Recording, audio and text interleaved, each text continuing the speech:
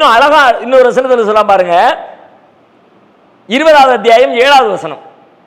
அதை புரிஞ்சுக்கிற மாதிரி, எனக்கு என்னை விட அப்படின்னா எனக்கு நான் தானே, என்னை விட நெருக்கமா இன்னொருத்தர் எப்படி இருக்க முடியும்? அதை விளக்கலாம் பாருங்க. ஒயின் தஜ்ஹர் பில் கவுல் 20:7.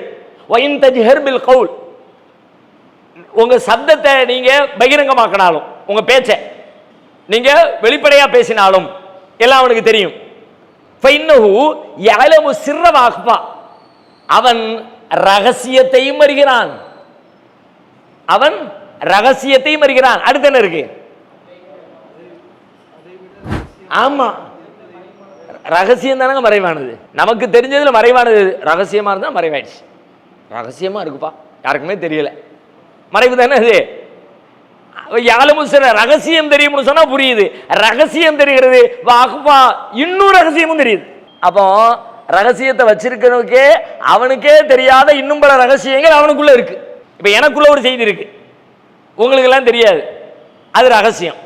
சரியா?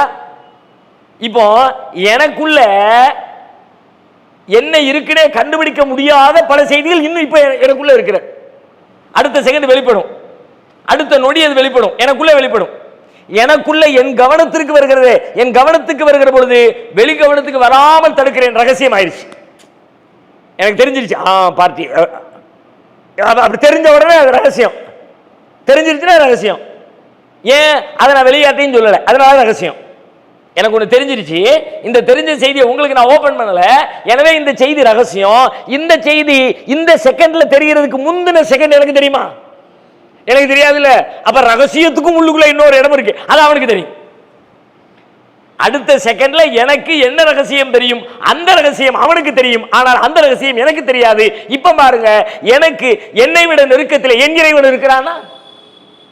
என்னை பத்தி நான் என்ன புரிஞ்சுக்கிறேனோ, நான் என்ன தெரிஞ்சுக்கிறேனோ அதை விட அதிகமா என் இறைவனுக்கும் தெரியும். எவ்வளவு பெரிய அறிவு அவனுடைய அறிவு, சாதாரண அறிவு அல்ல. அறிகிறான் அறிகிறான் அறிகிறான், மொட்டையா எல்லாத்துக்கும் தெரியும் அப்படின்னு கடந்து போயிடக்கூடாது. உட்கார்ந்து சிந்திச்சு மண்டையில இறக்கணும். அல்லாஹ் ரப்புல் ஆலமீன் எல்லாம் தெரியுது தெரியுதுங்கிறத உள்ள இறக்குறதுக்கு தான் இதையெல்லாம் சொல்றான் அல்லாஹ்.